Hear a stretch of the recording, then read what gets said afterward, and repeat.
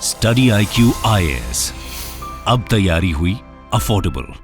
Hello and welcome दोस्तों, स्वागत है आप सभी का आपके पसंदीदा प्लेटफॉर्म स्टडी IQ IAS पे। मैं प्रशांत आपका PIB वीकली एनालिसिस में स्वागत करता हूं। मैं आशा करता हूं आप सभी अच्छे होंगे, अपना ध्यान रख रहे होंगे और मन लगाकर पढ़ाई भी कर ही रहे होंगे। तो दोस्तों, इस सेशन में हम 1 फरवरी से लेकर 7 फरवरी तक जो भी अपने PIB के अंदर में इंपॉर्टेंट करंट अफेयर रहे हैं उन सभी का हम एनालिसिस करने वाले हैं। तो चलिए आगे बढ़ते हैं। और आगे बढ़ने से पहले दोस्त, अगर आपको लगता है कि आपके कोई डाउट है तो आप मेरे साथ सोशल मीडिया पर कनेक्ट कर सकते हैं और इस सेशन की PDF आपको इस टेलीग्राम चैनल पर मिल जाएगी। ठीक है, चलें। तो एक खास इंफॉर्मेशन, अगर आप 2024 के लिए UPSC की तैयारी कर रहे हैं तो ये सबसे सही समय है कि आपको अपनी तैयारी को अब शुरू कर देना चाहिए। बहुत सारे बच्चे क्वेश्चन करते हैं कि कहीं सर हमें 2024 में अटेम्प्ट देना है तो क्या करंट अफेयर अभी से पढ़ना शुरू करें? जी हाँ, 1 साल का करंट अफेयर तो आता ही आता है। और अगर मैं आपको कहूं तो कोई बड़ी बात नहीं होगी कि 1.5 साल की विंडो अब आपको लेकर चलनी है। तो ये लाजमी है कि अभी से आपको करंट अफेयर करना है। कई सारे लोग कहेंगे सर अगस्त से तैयारी शुरू करें, जुलाई से तैयारी शुरू करें। नहीं, अगर आपके पास में टाइम है और अगर आप अभी तैयारी शुरू कर सकते हैं तो अभी ही आपको अपनी तैयारी शुरू कर देनी चाहिए। तो उसके लिए स्टडी IQ IAS आपके लिए ये बहुत ही शानदार एक कोर्स लेकर आया है कि अगर आप अभी से अपनी तैयारी को आगे बढ़ाना चाहते हैं तो आप इस कोर्स को ज्वाइन करिए। इसमें आपको प्रीलिम्स एंड मेंस के लिए GS मिलेगा, प्रीलिम्स की टेस्ट सीरीज मिलेगी, मेंस आंसर राइटिंग के अंदर में आपको हेल्प मिलेगी, मेंस आंसर राइटिंग का रिवीजन मॉड्यूल है, आपको बुकलेट मिलेंगी, वैल्यू एडिड मटेरियल मिलेगा, मेंटोरशिप मिलेगी, सब कुछ मिलने वाला है इसमें। तो देर नहीं करना है, आपको इसे आज ही ज्वाइन करना है। लेकिन कोड क्या यूज करना है आपको? PRT live. तो चलिए सबसे पहले अपनी न्यूज को देखते हैं। कई बार डेट स्पेसिफिक क्वेश्चन भी आ जाते हैं। तो 47th raising day Indian coast guard ने सेलिब्रेट किया है। तो 1 फरवरी हर साल, क्या हर साल की 1 फरवरी को इंडियन कोस्ट गार्ड अपना रेजिंग डे के रूप में सेलिब्रेट करता है, यानी कि स्थापना दिवस के रूप में सेलिब्रेट करता है। The Indian coast guard has been instrumental in protecting the Indian coastline and enforcing laws. आप सभी जानते हैं इंडियन कोस्ट गार्ड, नाम से आप समझ पा रहे होंगे कि जो हमारी कोस्ट लाइन है, आप सभी जानते हैं कि भारत की कोस्ट लाइन अगर हम देखें तो कितनी ज्यादा बड़ी है। तो वहां पर स्पेसिफिक फोर्स का होना क्या है, जरूरी हो जाता है। और इसकी स्थापना कब हुई थी? 1978 के अंदर में स्टैब्लिश हुई एक एक्ट के द्वारा। ये प्लीज याद रखिएगा, किसके द्वारा? एक्ट के द्वारा स्टैब्लिश हुई थी। ठीक है, चलें। तो फ्रॉम जस्ट 7 शिप्स इन 1978, अभी इस समय पर कितने हैं? 150 से ज्यादा शिप हैं। अब मान के चलिए इंडियन कोस्ट गार्ड का बहुत इंपॉर्टेंट रोल होता है कि बाहर से स्मगलिंग, बाहर से कोई सिक्योरिटी का थ्रेट, ऐसी सब चीजों को रोकने के अंदर में। क्योंकि देखिए, एक नेवी वाला एस्पेक्ट अलग है और कॉन्टिन्यूअस पेट्रोलिंग वाला जो कॉन्सेप्ट है वो आपका अलग आता है। ठीक है, इसका जो रीजनल हेडक्वार्टर है वो कहां पर है? गांधीनगर, गुजरात में। ठीक है, चलें। नेक्स्ट है हाइड्रोजन फॉर हेरिटेज। अब आप सभी इस समय जानते होंगे कि लगातार फोकस किया जा रहा है हाइड्रोजन को एज ए फ्यूल यूज करने के लिए। तो बहुत सारे ऐसे इवेंट्स आपको न्यूज में सुनने को मिल रहे होंगे। जैसे आपने एक न्यूज सुनी ही है कि हम ग्रीन हाइड्रोजन मिशन की तरफ में लेकर के नेशनल मिशन हमने लॉन्च किया है। तो ऐसे ही आप सभी जानते हैं कि रेलवे लाइन पहले डीजल से चलती थी, फिर हम उसको इलेक्ट्रीफाई कर रहे हैं, अभी धीरे धीरे इलेक्ट्रिसिटी के साथ कन्वर्ट कर रहे हैं। अब कोशिश की जा रही है कि क्यों ना रेलवे को कन्वर्ट किया जाए, जहां पर रेलवे क्या यूज करे? हाइड्रोजन का यूज करे। तो उसके लिए भी काम किया जा रहा है। तो आप देख सकते हैं इंडियन रेलवे ने प्रपोज किया है 35 हाइड्रोजन ट्रेन्स। ठीक है, इंडियन रेलवे ने प्रपोज किया है कि 35 हाइड्रोजन ट्रेन्स को वो लॉन्च करेंगे। किस प्रोजेक्ट के तहत में? Hydrogen for heritage. प्लीज इसको नोट करिएगा। इससे क्या है, ये कहा जा रहा है 80 करोड़ के आसपास में ट्रेन की कॉस्ट लगेगी और ग्राउंड इंफ्रास्ट्रक्चर बनाने में 70 करोड़ के ऊपर आसपास लगेगा पर रूट के अंदर में, ठीक है, क्योंकि वेरियस हेरिटेज और हिल रूट रहने वाले हैं, वहां पर ये ट्रेनें चलेंगी, ठीक है। फील्ड ट्रायल इसका कहां पर होगा? आपका नॉर्दर्न रेलवे, जहां पर आप 2023 और 24 में जहां पर जिंद और सोनीपत वाला जो सेक्शन है वहां पर आप इसको यूज करेंगे, ठीक है। कई सारे प्रोजेक्ट और चलाए जा रहे हैं, जैसे आप क्या कोशिश कर रहे हैं कि जो diesel electric multiple unit DEMU जिसको कहा जाता है, वहां पर भी आप क्या कर रहे हैं, fuel cell, hydrogen fuel cell को स्टैब्लिश करने की कोशिश कर रहे हैं। इन शॉर्ट आप यहां से एक चीज देखने की कोशिश करिएगा कि आप कोशिश कर रहे हैं कि हाइड्रोजन को एज ए फ्यूल यूज किया जाए, जिससे हमारा एमिशन क्या हो, कम हो। एमिशन कम होगा तो क्या होगा, हम जो हमारा नेट जीरो एमिशन की तरफ जो हमारा कमिटमेंट है उसको हम अचीव कर पाएंगे। इसीलिए आप देखेंगे ना, hydrogen as a fuel is very beneficial for green transportation technology and is clean energy source. Clear है? चलें, नेक्स्ट है परीक्षा पर्व। अब ये क्वेश्चन आपसे पूछा जा सकता है, परीक्षा पर्व सेलिब्रेट कौन करता है? तो आप याद रखिएगा कि national commission for protection of child rights, वो क्या करते हैं, परीक्षा पर्व को सेलिब्रेट करते हैं। तो इस बार ये 5वां वर्जन है, 5.0, ठीक है। कब से कब तक? 6 फरवरी से 31 मार्च तक ये रहने वाला है। इसका एम क्या है कि स्टूडेंट्स, पेरेंट्स, टीचर्स को एक प्लेटफॉर्म प्रोवाइड कराना, जहां पर वो अपने थॉट्स, अपना स्ट्रेस, इन सब चीजों को क्या कर सकते हैं, शेयर कर सकते हैं। यहां पर गाइडेंस मिलेगी, एसेंशियल टिप्स मिलेंगे एक्सपर्ट के द्वारा। तो यानी कि एक तरीके से स्टूडेंट्स को कंफर्टेबल करने का। और आजकल तो एक और है कि स्टूडेंट के साथ में पेरेंट्स भी क्या है, बहुत ज्यादा टेंशन में रहते हैं, तो उनकी एंजाइटी, उनके स्ट्रेस, इसको मिटिगेट करने के लिए क्या करेगा, हेल्प करेगा, ठीक है। आपका जो एग्जाम के प्रति जो पर्सपेक्टिव है, जो आपका सोचना है, उसको चेंज करना। इसीलिए आप देखेंगे परीक्षा पे चर्चा, ठीक है, तो ये चीज याद रखिएगा।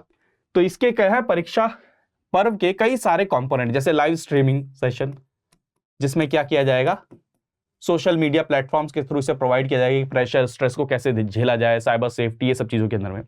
एग्जाम वॉरियर आप सभी जानते हैं, जहां पर ऑडियो वीडियो मैसेज दिए जाएंगे, स्ट्रेस को कैसे मैनेज किया जाए। रेडियो स्पॉट्स, जहां पर क्या किया जाएगा, परीक्षा पे चर्चा, जो प्रधानमंत्री मोदी जी का, उसको, ये इंपॉर्टेंट है। संवेदना, ये एक toll free tele counselling service है, जो किसके द्वारा, आपसे क्वेश्चन पूछा जाता है डायरेक्ट, संवेदना किसके द्वारा शुरू किया गया है? तो एनसीपीसीआर के द्वारा शुरू किया गया, जहां पर क्वालिफाइड एंड ट्रेन्ड काउंसलर होंगे जो आपको असिस्टेंस प्रोवाइड करेंगे। और 2019 से ही चल रहा है ये, प्लीज याद रखिएगा, इंपॉर्टेंट एग्जाम के पर्सपेक्टिव से, इसीलिए आपको मैंने डिटेल में कराया है। नेक्स्ट है 3rd खेलो इंडिया विंटर गेम्स। कहां पर हो रहा है?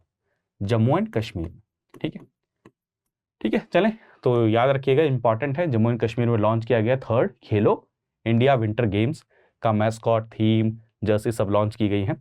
इसका क्या मेन ऑब्जेक्टिव है कि यूथ को कैसे एनकरेज किया जाए कि वो कैसे स्पोर्ट्स में पार्टिसिपेट करें। ऑलरेडी हमने कई सारे सेशन में देखा है कि स्पोर्ट्स बहुत इंपॉर्टेंट क्या है, रोल प्ले करता है एक इंडिविजुअल की क्या है, पर्सनैलिटी को डेवलप करने में, ठीक है।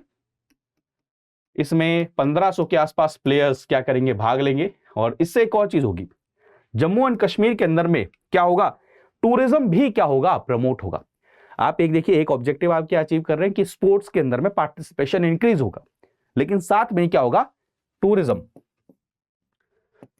तो इसकी डेट क्या है, ये गेम्स कब से कब तक, 10 फरवरी से लेकर 14 फरवरी तक होगी 2023 गुलमर्ग में, जम्मू कश्मीर में, ठीक है। नेक्स्ट है आपका इंडिया एनर्जी वीक। तो प्लीज याद रखिएगा, तो इंडिया एनर्जी वीक जो है आपका फरवरी 6 से 8 इसको हमने सेलिब्रेट किया, ठीक है, जहां पर हम इंडिया कैसे एनर्जी ट्रांजिशन कर रहा है। अब देखिए, इस समय पर जितने भी आपको आर्टिकल्स मिलेंगे वो एनर्जी से रिलेटेड मिलेंगे, क्योंकि हम कैसे फॉसिल से क्लीन एनर्जी की तरफ जा रहे हैं, ये इस समय पर बहुत बड़ा मेजर रोल है, ठीक है। तो इसके अंदर में क्या है, जो सबसे इंपॉर्टेंट चीज थी जो मैं आपके लिए जिसके लिए लेकर आया हूं, एथेनॉल ब्लेंडेड पेट्रोल का रोड मैप। अब आप सभी जानते होंगे कि एथेनॉल ब्लेंडिंग होता क्या। एथेनॉल ब्लेंडिंग होता है, जैसे मान के चलिए अभी आप पेट्रोल और डीजल यूज करते हैं, तो पूरा का पूरा क्या होता है, पेट्रोल और डीजल होता है। अब पेट्रोल और डीजल हम क्या करते हैं, क्रूड ऑयल की फॉर्म में हम इंपोर्ट करते हैं, जिसके कारण में करेंसी के ऊपर में क्या पड़ता है, इंपैक्ट पड़ता है ना, आप सभी ये चीज जानते हैं। प्लस में स्ट्रेटेजिक अगर सिक्योरिटी के लेवल पर भी देखा जाए, क्योंकि आप इंपोर्ट कर रहे हैं तो आप उस कंट्री के ऊपर में डिपेंडेंट है, दो चीजें होंगी। तीसरा, पेट्रोल और डीजल के कंजम्पशन के कारण में एनवायरमेंट में पॉल्यूशन भी हो रहा है ना, तो इसलिए कहा गया क्यों ना हम बायोफ्यूल्स को यूज करें। बायोफ्यूल्स उसी का एक फॉर्म क्या है, एथेनॉल, जिसको हम क्या करेंगे, sugarcane, beetroot, rice, इन सब चीजों से बनाएंगे, एक बायोफ्यूल बनाएंगे और उसको हम मिक्स करेंगे किसके साथ है, पेट्रोल स्लैश डीजल के साथ में। इससे क्या होगा, आपका इंपोर्ट कम होगा, करेंसी, आप डिपेंडेंस, एनवायरमेंट, इन सभी को आप क्या करेंगे, टैकल करेंगे। प्लस में आप शुगर केन से बना रहे हैं, राइस से बना रहे हैं, इससे क्या होगा, फार्मर्स की इनकम भी बढ़ेगी।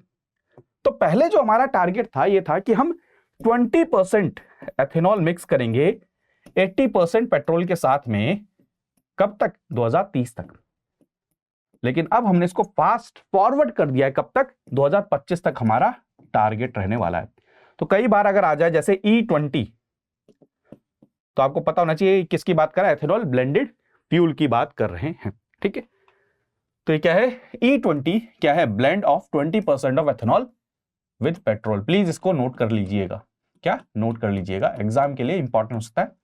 टारगेट कब तक है, 2025 तक हमें इस टारगेट को अचीव करना है। गोल क्या है कि आपको 20% ब्लेंडिंग ऑफ एथेनॉल रीच करनी है, कितनी, 2025 तक। पहले कितना था, 2030 टारगेट था, इसको आपने चेंज कर दिया है 2025, और अभी बताया जा रहा है मोटा मोटा 10 से 11% हम एथेनॉल ब्लेंडिंग अचीव कर चुके हैं, ठीक है।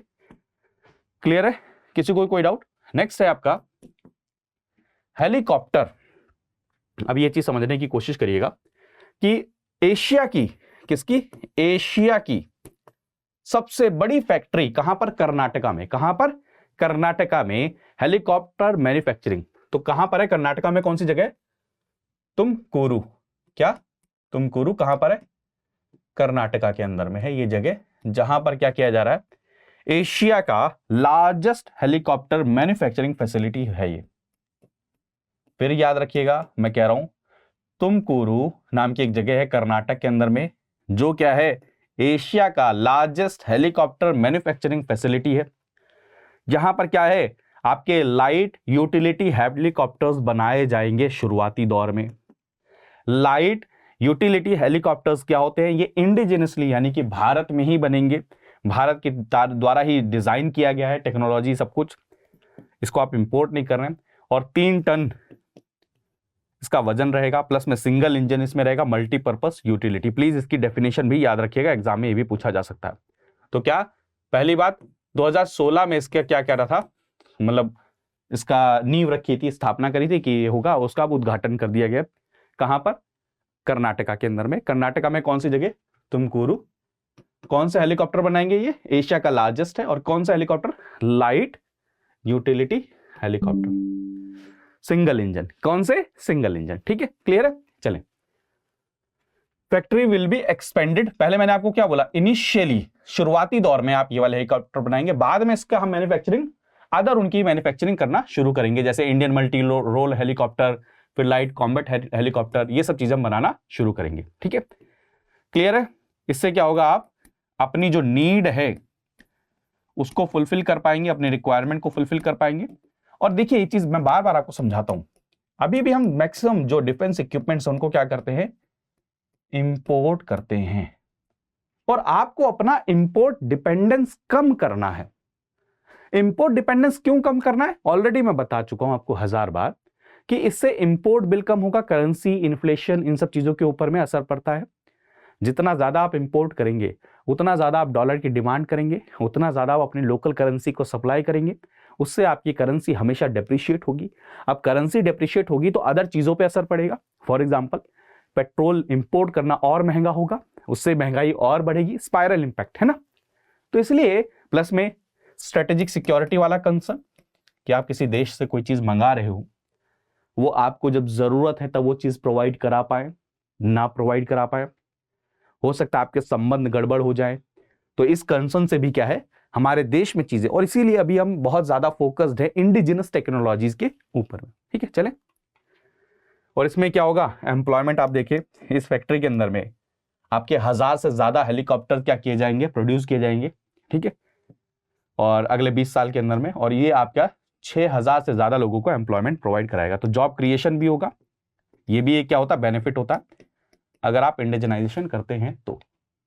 नेक्स्ट आर्टिकल है, इंडिया मिल्क प्रोडक्शन में फर्स्ट नंबर पर आ गया, ये इंपॉर्टेंट है। अकॉर्डिंग टू प्रोडक्शन डाटा, जो प्रोडक्शन डाटा किसका, food and agriculture organisation corporate statistical database, उसके तहत में डाटा है कि India is the highest milk producer in the world, जहां पर वर्ल्ड का 24% सिर्फ और सिर्फ जो मिल्क का प्रोडक्शन, उसमें से 24% कौन प्रोड्यूस कर रहा है, इंडिया प्रोड्यूस कर रहा है। The milk production of India has registered a 51% increase, पिछले 8 साल में 51% इंक्रीज हुआ है हमारे मिल्क प्रोडक्शन के अंदर में, ठीक है। तो ये बहुत इंपॉर्टेंट है, ये चीज याद रखिए। कई बार क्वेश्चन पूछ लिया जाता है, दूध के अंदर में सबसे ज्यादा प्रोडक्शन किसका, या फिर गन्ने की खेती में किसका सबसे ज्यादा प्रोडक्शन, ऐसे क्वेश्चन पूछे जाते हैं, कई बार पूछे जाते हैं, तो प्लीज याद रखिएगा इस चीज को भी। नेक्स्ट है आपका डिजिटल फॉरेंसिक लेबोरेटरीज। वैसे मैं इसको नहीं कराता, लेकिन मेरे मेन रीजन ये था कि इसकी लोकेशन आपको पता होनी चाहिए, नेशनल फॉरेंसिक साइंसेस यूनिवर्सिटी की आपको लोकेशन पता होनी चाहिए। तो the director general of GST intelligence DGGI and NFSU ने MOU साइन किया है, मेमोरेंडम साइन किया है, जहां पर वो आपस में क्या करेंगे, इंफॉर्मेशन को शेयर करेंगे, किस चीज के लिए, डिजिटल फॉरेंसिक लेबोरेटरीज को एस्टेब्लिश करने के लिए। अब आप सभी को पता है डिजिटल फॉरेंसिक लेबोरेटरीज किसमें हेल्पफुल रहेंगी, आपकी GST compliance, GST related data, इन सब चीजों के लिए, ठीक है। तो मेन मेरा जो ऑब्जेक्टिव है, पहली बात तो आप इस ऑर्गेनाइजेशन के बारे में हमको पता नहीं चाहिए, DGGI कौन, ये अपेक्स इंटेलिजेंस ऑर्गेनाइजेशन है, central board of indirect taxes and custom के अंदर में, ठीक है, जो इंफॉर्मेशन डाटा अपने पास इकट्ठा करता है, अप्रोप्रिएट स्टेप लेता है, किससे, जीएसटी के टैक्स इन्वेजन को कोई अगर बचता है वहां से उसको चेक करने के लिए, ठीक है। तो इसीलिए उनके पास में डिजिटल लेबोरेटरी का इन्होंने क्या किया, MOU साइन किया है, ठीक है। ये इन्वेस्टिगेशन विंग है जो यूज करती है एडवांस टेक्नोलॉजीज को, जो टैक्स एवेजन को डिटेक्ट करेगी। दूसरा, जो ये यूनिवर्सिटी की बात करी, ये एक इंस्टीट्यूशन है जिसको पार्लियामेंट के द्वारा स्टैब्लिश किया गया, जहां पर आप स्टडीज को प्रमोट करना चाहते हैं फॉरेंसिक्स के अंदर में, ठीक है। कहां पर है, गांधीनगर गुजरात के अंदर में। ये चीज इसलिए मैंने यहां पर किया, कई बार लोकेशन आपसे पूछ ली जाती है, तो this is very important for your exam, ठीक है। तो आज के वीक में इतना ही। जो जो इंपॉर्टेंट आर्टिकल देखिए, पीआईबी एक हर डेली इंफॉर्मेशन आती है। अभी इंफॉर्मेशन के अंदर में क्या होता है, मिनिस्ट्री से रिलेटेड ये कॉन्फ्रेंस हुई, वो हुई, वो होता है। आपके एग्जाम के लिए जो जो इंपॉर्टेंट है वो चीजें मैं आपके लिए लेकर आता रहता हूं।